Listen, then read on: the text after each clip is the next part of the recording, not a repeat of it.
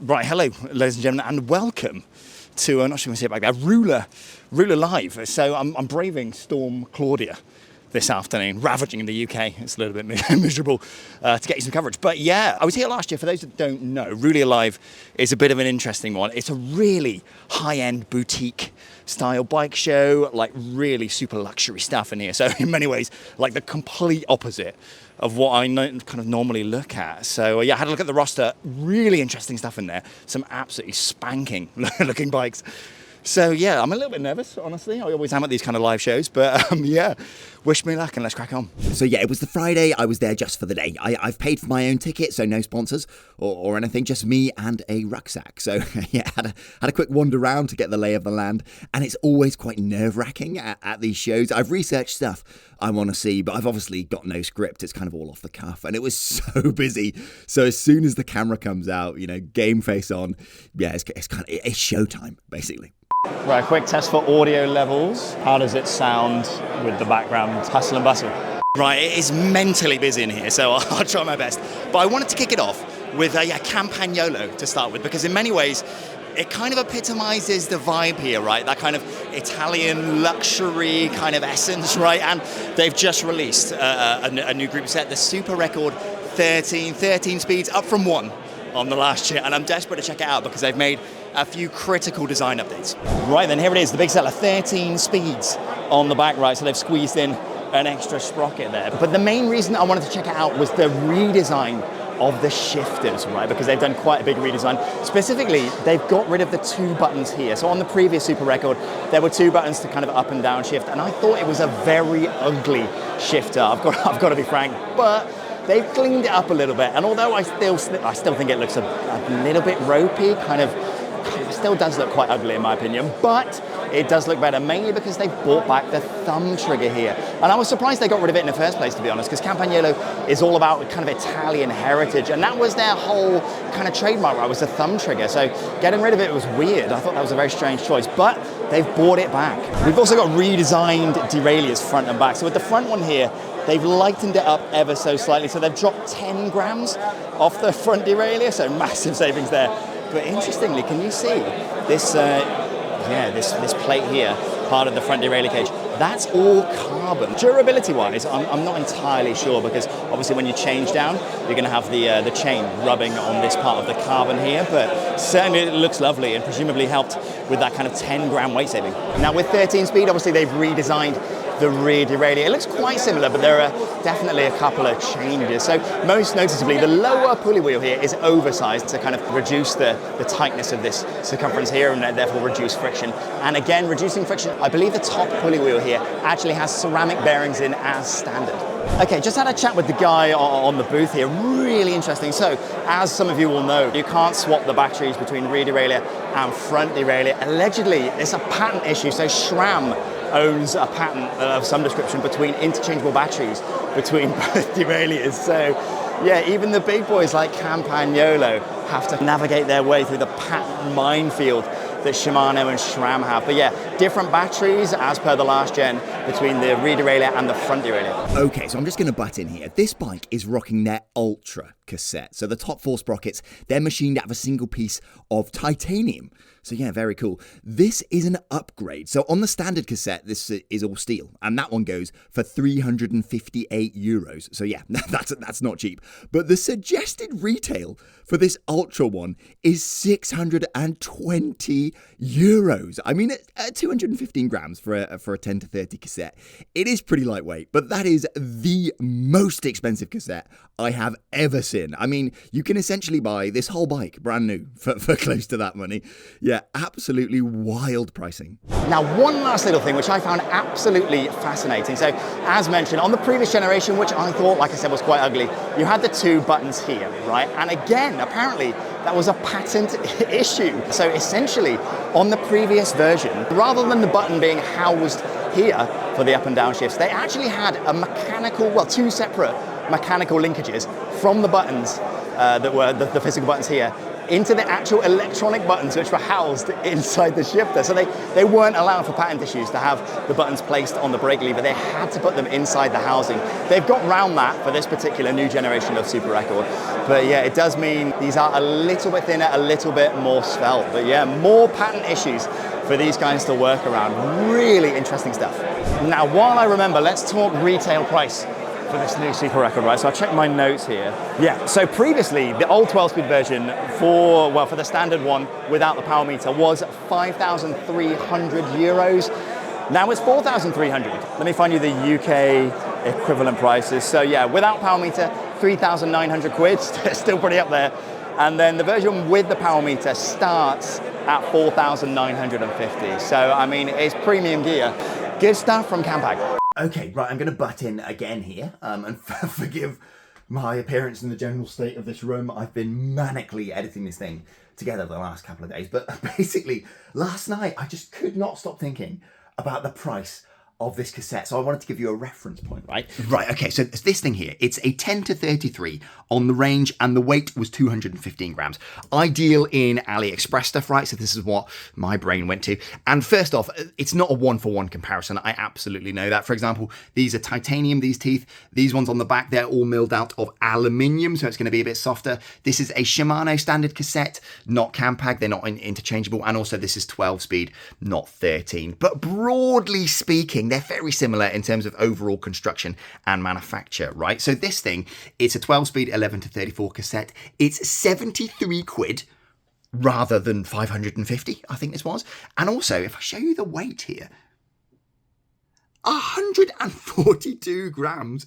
This one was 215. So yeah, hopefully that can give you just some idea of how expensive this cassette is. And I've used these ZTTO ultralight cassettes for around the last year. I think they're really good, actually. Now, if I was to put on my kind of skeptical hat for a second, after chains, cassettes are the next kind of consumable item. So they're sustained revenue for Campagnolo once they've sold you the group set, right? So maybe that's why they're so expensive and premium. But yeah, hopefully that kind of demonstrates just how expensive that cassette is. Crazy. Right, I've dropped by Colnago here behind me, and they've obviously got some absolutely incredible looking bikes on the stand, specifically the the Y1 RS Pagachis new machine. Looks incredible, but one of the reasons I'm really interested to come here was because it sounds silly, but they've put some NFC tags on their bikes. When you get one of the new machines specifically, they've got a sticker, a tag on there, which you can bang your phone against, and you can register the bike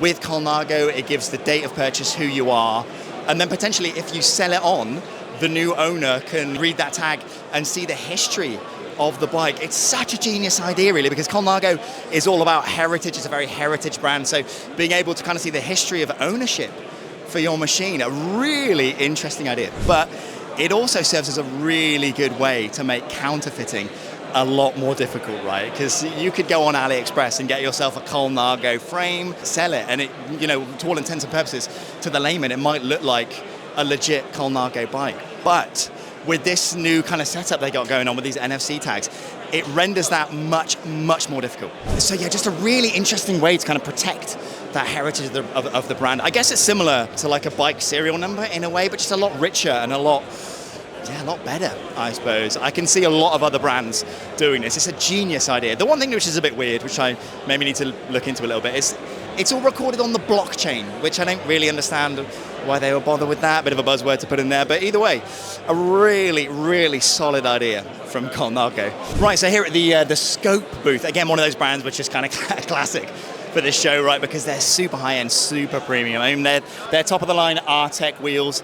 I think they run you close to 4,500 quid for the wheel set, so certainly premium gear. They've got these really interesting 3D printed hubs. So they're printed out of something they call scalmalloy, which is a magnesium, aluminium, and something else alloy. I'll see if I can find it out. So with that in mind, I asked the question, what's the benefit, right? Why have these fancy 3D printed hubs? It's all about weight. Allegedly, they use an algorithm to design the kind of more organic shape of those hubs. It cuts as much weight as possible without reducing the kind of overall stiffness and strength of the hubs. Now, another standout feature for these Scope wheels, right? The fish scales on the rims, which do look pretty cool, it has to be said, and apparently assists with turbulent airflow across the wheel, reducing drag, increasing speed, making crosswind stabilization better, all that good stuff. So yeah, the molding is pretty intricate, I'll give them that. Looks lovely, but again, only available on their top end wheel set, which yeah, you'll be spending $4,500 for. So you've got Artec top end.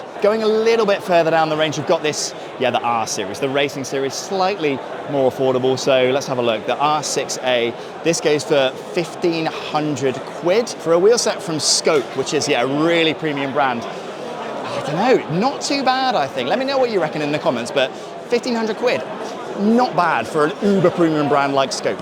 So I had another look into this, and broadly, I still kind of stand by it. Now, you can find cheaper and lighter wheels in this depth. For example, Elite Wheels offer their second-gen Drive 65D wheel set, $1,300 and lighter at 1,460 grams. And Nepest offer a 66mm deep wheel set for $1,500 at around the 1,400 gram mark. But the internal width on the Scope R6A wheel set is 25mm. Most other brands still use 23mm internal. So you're not paying that much more of a premium for a wider wheel set from Scope, a much more boutique Dutch manufacturer. But yeah, like I said, let me know what you reckon in the comments. So yeah, Scope wheels, an interesting one. I was chatting to the guys on the booth. They were super lovely, and they're a small team. I didn't realize quite how small they were. They got 18 employees, which is tiny. So to be cranking out like some really innovative high-end premium gear with such a small team, pretty impressive. So the one thing they didn't have on the stand, which I did want to see actually, so they've got the Artec, the R series, and then they've got their Sport, which is their kind of more entry-level wheel set. I believe you can pick up a wheel set for £1,000, which is pretty reasonable considering the brand. What I will say though is the internal diameter, which was 19mm internal. For a wheel set being sold in 2025, from a premium brand like Scope, I'm not particularly impressed with, honestly. I think 23mm internal is like a minimum I would expect on a road wheel set. So 19, it's really narrow in my opinion. Maybe the wheel set's still absolutely fantastic, but that to me seems a bit odd. But yeah, Scope, interesting stuff. Right then, Reap. I saw these guys last year. They're such a cool company. They make some absolutely wild looking machines. But the coolest thing about these guys, everything is made in the UK. So when most carbon frames from the big brands are fabricated in Asia, yeah, this is a really unique kind of a big selling point. Again, a pretty small operation. I think they only make about 20 or 30 frames a year. But despite that, they really push the boat out and kind of try some different stuff. This is their new Gravva machine. It was in prototype last year, but it's gone into production. Now, the story behind it, they basically got Dan Bigham, a professional cyclist from the UK, to design his dream gravel bike. And yeah, this is what came out. So they've taken some big risks with the design, I think. It's really striking, looks very angular and futuristic. I mean, absolutely beautiful, don't get me wrong. But yeah, nothing else out there like it, really. It's a stiff, racy frame with chunky aero profiling on the tubes, but they've also added a bit of rear-end flex by using a rather long horizontal compliance bridge on the seat stays here. Now, obviously, a frame like this built in the UK, it's not going to come cheap. $6,000 for the frame set with full builds starting from 9. It does look absolutely incredible, though. Such a unique machine. Okay, right, so the white bike they've got on the stand behind me, it's a really interesting one, actually, because it's actually just completely made of 3D printed plastic. There's no name for the frame yet. It's got prototype slapped all over it. They're at the stage now where they're doing wind tunnel testing. Apparently next week they're taking it into the wind tunnel. So making a plastic model enables them to do that really effectively, so they can bang one out, 3D print one. And it's just really cool to see, like, innovation in progress. That's one of the reasons I have so much time for this company. Chatting to the guy, he's really passionate, really knowledgeable. Maybe I'll go and do a factory tour with Reap, because that would be so cool. But yeah, really, really interesting company. Reap Cycles from the UK. So cool. Okay, so Trek, I'm explaining it here, but it's a bit waffly, so I'll just do a voiceover. They've bought the same thing as they did last year, Project One. I mean, I guess it's cool for some people. You can spec out a more custom build, but honestly, it's not exactly engineering innovation. There are no custom frame sizes. All the components are off the shelf. They just offer a fancy paint job and a slightly bigger parts list to choose from. You know, big whoop. Now, to be fair, the paint is nice. proper automotive level stuff, really. This pearlescent red, for example, is gorgeous, but these premium finishes can add around $2,000 to the build cost. Now, I did see what I thought was some custom molding on the carbon here, but it turns out this is basically a sticker underneath the paint. So yeah, Project One, I get it, but with the cool stuff some of the smaller brands brought to the show, yeah, it does fall a little bit flat for me. Right, okay, really interesting bike actually here at Trek, which I wanted to see. They're called, I think it's called their Checkout. Let me make sure that's right. Yeah, their Checkout, and it's essentially a full sus gravel bike. And I was kind of willing to write it off in that sense. I felt like it was maybe a little bit extreme, but having chatted to the guys and talked through the kind of thought process for the bike, it does make sense. For Trek's racing team, for ultra long distance stuff, a lot of the riders were using, full sus mountain bikes and kind of strapping stuff on them, and that's what they were using. That's where this came about, allegedly. So it's apparently the optimal adventure bike, and I can kind of see why. There are mounts everywhere, but there's a really interesting rack on the back as well. So the rear bike rack is kind of native, it's all completely connected to the bike. So there are a lot of aftermarket stuff you can buy in this realm, but apparently a lot of the riders didn't really like it because it can be a bit fiddly to set up, and it's not the most robust thing in the world apparently, whereas this thing was designed from the ground up. And the interesting thing is, it's got kind of a cantilever design on the back. As the rear suspension moves, the rack maintains a level so it doesn't get thrashed around up and down. So yeah, honestly, a pretty cool concept. Like I said, at first I thought this is just a mountain bike with extra steps, but it's not. It's a full-on adventure bike. Honestly, a pretty cool piece of kit. I can see a lot of other brands making a move into this territory. Right, so I'm at the Condor booth here behind me. Interesting brand. These guys were here last year, but I forgot to check them out. Italian company, been building steel bikes, which are what they're most famous for years and years. I can't remember when they were founded, but they also do aluminium, and they've got some carbon offerings as well. Now, the bike behind me is one of their flagships. It's called the Super Acciaio. So yeah, this is a premium bit of kit. The frame set alone will set you back £2,000. And if you want this full bike here kitted out with, this has got the Super Record 13 carbon bars, 3D printed saddle, so the works. That's going to set you back £7,500 to £8,500. So yeah, it's not cheap. But an interesting aspect I thought about Condor, they don't make their own steel tubes. They have a supplier called Columbus. Not inherently unusual, but normally companies try hard to kind of hide these relationships from consumers. For example, I toured a carbon rim factory in China that supplies some of the biggest names in the industry, genuinely top tier brands. I was asked not to name a single one of them. Logos had to be blurred, serial numbers hidden, everything kind of totally under wraps. But with Condor, it's the opposite. Columbus is included there on the down tube. Admittedly, they're a very well-respected manufacturer, but yeah, just cool to witness, rather than being seen to sort of water down Condor's identity. Having it front and center adds some real credibility. Yeah, really cool. Anyway, while we're on the topic, a phrase kept coming up: double and triple butted tubing. So on this particular bike, so the Super Acciaio, it's triple butted tubing throughout. And what triple butted basically means is that it's thicker at the ends here, and then it gets thinned out in the middle and then goes back to thick. So triple essentially means there are 3 step downs in width along the length of the tube. Double butted is the same, but just with 2 step downs. So on this particular frame, yeah, it's triple butted throughout, and it's a really complicated, very expensive process. Hence one of the reasons why this frame set is so premium. Next up, I quickly shot into Scott. I wanted to see their Addict RC Ultimate. Now, with clearance for 34C tyres, it's an all-rounder style kind of endurance frame, but the weight is bonkers. I remember last year at the show, I saw the Seika Spear, and the weight on that frame really impressed me. With paint, 720 grams. This one comes in a medium with paint at 640 grams. Crazy lightweight. Apparently they employ a new molding technique to keep the weight down, but you'll pay a price for one of the lightest bikes out there. 4,900 quid for the frame set, close to 13,000 for the full bike. Ceramic Speed was next with their new Alpha series of bottom brackets, and it's expensive stuff. It was impressive though. New alloys to reduce weight and improve strength, optimized bearings and seals to reduce friction, and they've hugely improved weatherproofing. I mean, this bottom bracket was ridden 12,000 Ks over 17 gravel races, and admittedly, it was silky smooth.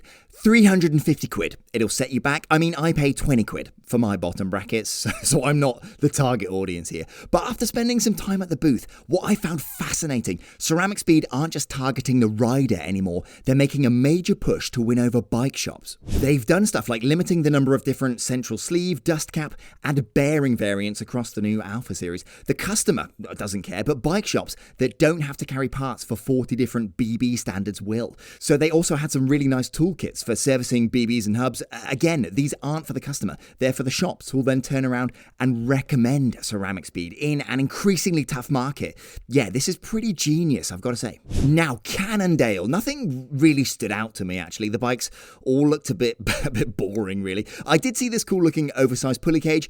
Yeah, turns out it was 350 quid, but they had loads of bikes with down tube storage compartments. Now, I initially thought they were e-bikes. You can see a plus and minus symbols behind the wheels here. But SmartSense stands for something else. It basically means instead of having separate batteries for front light, rear, radar light, and electronic gears, you have one central one in the down tube. But I'll give it to them. It's a decent idea, but there's a weight penalty. It obviously depends on what lights you have, but it can be up to a few hundred grams heavier with this system, and at a minimum it's going to add an additional 1,000 quid to get the bike with SmartSense. In fact, now I think about it, the name doesn't really make sense either. It's just a battery. There's not any real smart sensing beyond the radar. Something like Unicharge or Power Hub would have been better. There you go, Cannondale, you can have those ones for free. So yeah, if you really value not having to charge things separately, or maybe you only have one plug socket in your house, it might make sense for you. But yeah, definitely not for me, that's for sure. Okay, right, a booth behind me. I was really excited to check out Passoni, so an Italian, really super bespoke bike builder. I saw them last year and I was just really impressed. The bikes were absolutely beautiful, and it's the same this year. So the one they've got is their kind of new flagship. It's called the Animus, and it's basically a kind of aero race bike. And the beauty with the Passoni is that they beautifully mix carbon and titanium. The kind of top half of the bike is, beautifully forged carbon, looks lovely, but then the bottom half is all titanium. So we've got some 3D printed aspects, some titanium tubing, and it's just beautifully finished. Right, so the cost on this, just the frame, pushing 10,000 euros. Yeah, serious money. But sat here reviewing the footage, I did spot a couple of things. Overall, the bike looks amazing, especially in the press shots. But look at this, where the carbon seat stay meets the titanium dropout, there seems to be a bit of excess resin at this join. Now, it is handmade and these parts are bonded, but at this price, I'd sort of expect that to be flawless. And around the head tube here, again, the bonded edge looks a touch rough to my eye. Nothing catastrophic, just not the finish I'd expect at this level. To be fair, the other side looks perfectly clean. The welds around the bottom bracket are absolutely flawless, and the rest of the bike seems really well sorted. And this is a press bike, almost certainly one of the first off the line, and I suspect it's been dragged around half a dozen shows already. Look, maybe I'm wrong, could be a trick of the light, let me know in the comments, but a little surprising to see on something in this price bracket. Okay, so I ran into the owner of this stand behind me, Lee from Velo Atelier, I think is how you pronounce it, but basically they're a bike fitting service and they've got partnerships with some ridiculous brands, and one of the bikes they've got on the stand is absolutely bonkers. So this is the bike in question. It's called the Bastion Archetype right there, and yeah, this bike as it sits is $37,000. So yeah, easily the most expensive bicycle at the show. But the attention to detail on this thing is, just beyond incredible. So when you order a bike from Bastion, nothing is off the shelf. There are no standard frame sizes. Everything is custom, all the geometry, the layout, etc. So the main basis are 3D printed titanium lugs, and then these beautifully woven carbon tubes here. Woven to order, so they can make the length of this tubing all bespoke to your build, and just their craftsmanship is absolutely next level. So they even do custom crank arms here, custom titanium crank arms, and this bar as well. Custom titanium here, lugged to, a carbon handlebar. It's just nuts. Right, so I popped in to see these guys, number 22, because they've got an absolutely nuts nuts machine on the stand. So these guys are renowned for, titanium bikes. So the spiel the guy gave me, they wanted to bring a performance edge to the titanium road bike market. And they seem to have certainly done that. So this thing is called the Reactor Aero, and it's an absolutely bonkers machine because it's an aero road bike.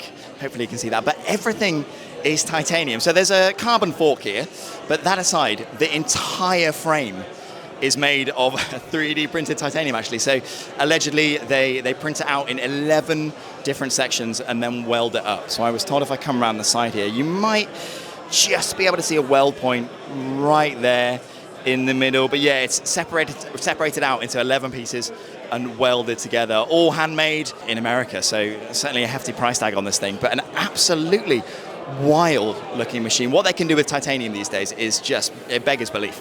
Now the weight on this Reactor Aero was very surprising actually. So you look at it, it looks quite substantial, right? An aero road bike traditionally, they're a lot heavier than a regular endurance style bike, right? So the frame set weight on this for a medium is 1,500 grams. And the fact they've been able to do such incredible aero profiling on the frame as well, 1,500 grams. Very impressive. So it's still in prototype stage at the moment. They're sorting out the kinks, so you can put a deposit down, and basically the target price they're aiming for, nothing confirmed yet, in GBP, it's about £8,000 to £10,000 for the frame set. So that's frame, fork, seat post, and bars. So pretty premium, no doubt about it. Right, so very quickly behind me, there's a stall I really wanted to check out called Gravva. So these guys are interesting because they offer a solution where you can change your tire pressure on the fly while riding. So within the actual hub, there's a pump in there, and it connects up to the valve on the kind of stem. But the actual pump isn't electric, so it's a kinetic pump in there. So it uses the rotation of the wheel and it uses that as a pump to maintain pressure. Such an interesting idea. So chatting with the guy, really interesting. You can change pressures on the fly. It'll display it on your head unit, so your Garmin or your Wahoo, but you actually change it with blips on the hoods, which you get with the kit. And interestingly, they've got it set up here on a road bike. I can see it making a lot of sense for gravel and mountain, which is apparently what their main target is. But for road, right, I was like efficiency, because that was one of the criticisms leveled at the classified hub, right, is that the efficiency was a little bit less than a standard front derailleur. But regardless, the efficiency on this, you only get a hit when the pump is engaged. So there's a clutch mechanism inside. So say you're pumping for a minute, you'll get a little bit of additional friction, additional work, but once it reaches the desired pressure, boom, it cuts out clutch releases, and the only friction is that of the wheel bearings. So it's essentially, no additional friction. So you only get losses as and when you're changing pressures. Their cheapest wheel set, so that includes built-up carbon wheels with both hubs and, all the Bluetooth gubbins and the blips and stuff, €3,000 for the wheel set. Their most expensive currently is close to 5,000, but still, for such an interesting bit of kit, I expected a much bigger premium. Now, the weight penalty is about 200 grams per wheel. Not bonkers. Like I mentioned, I can really see the appeal for gravel and mountain. For road, for racing teams, I can definitely see an appeal. For the average, weekend warrior, maybe not. But if you're at Paris-Roubaix and you want to drop the pressure before hitting the cobbles, easy peasy. I can certainly see that. They've got a race team that they sponsor. But what an interesting bit of tech. Such a cool thing to check out.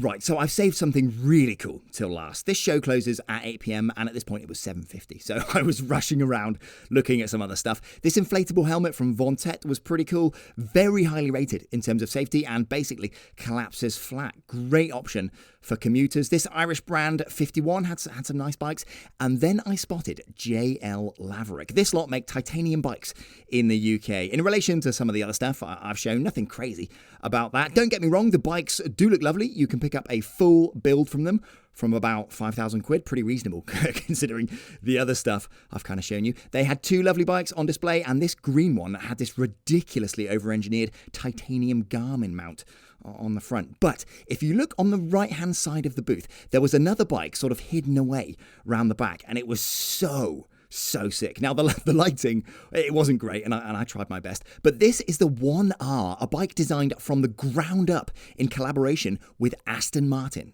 Now, here's what the bike actually looks like in good lighting. So unbelievably gorgeous, and the craftsmanship up close was spectacular. Again, blending carbon seamlessly with 3D printed titanium lugging, but there were some other really unique features. Namely, it uses a visually boltless construction. There are no visible bolts on the headset, the seat clamp, the calipers, and the bottle cage bolts are recessed. Plus, this bike has integrated brake calipers, 4 piston units front and back, completely custom, seamlessly integrated with the frame. And again, absolutely gorgeous. Chatting with James, who was on the booth, nothing is off the shelf. The brake calipers, obviously custom, but the rotors are bespoke too. Central titanium spider with ceramic coated stainless for the disc. It has a custom Brooks saddle. The integrated bars are one-off. It uses stitched Alcantara for the bar tape. The carbon wheels are made in-house, and they even got Continental to produce some unbranded tyres specifically for these builds. Now, only 100 are being built. I think prices will vary with options, but you're looking at around 30,000 quid. A crazy price for essentially a work of art. An absolutely mental bike. So cool. Anyway, all finished up. It was 8:15 and I was getting politely pushed out by security. Such a busy day. Anyway, my main takeaway, I think it's the smaller companies that are really pushing genuine innovation. Campag added 1 more sprocket and an extra tooth on a jockey wheel. Trek are basically offering fancy paint jobs. Cannondale built something I'm not sure anyone was really asking for with smart sense. And Colnago have put bike registration on the blockchain. Now, I know it's not always as simple as that. The big brands do push things forward, but when you look around a show like this, the real cutting edge ideas are coming from the companies with 10, 20, 30 employees. So for me, that was the kind of story of the show. The smaller, more agile brands are the ones taking risks, experimenting and actually innovating, while some of the industry giants felt a bit incremental in comparison, if you catch my drift. Also, massive shout out to everyone that stopped me to say hello. I tried to get a picture with you all, even though I did feel a bit awkward asking. But yeah, loved meeting everyone. Completely made my day. So yeah, thank you so much. Anyway, I am done. Thanks again for watching. And yeah, I'll see you all next time. Ciao, ciao. There's an after party in the Colnago shop. Maybe I should check it out.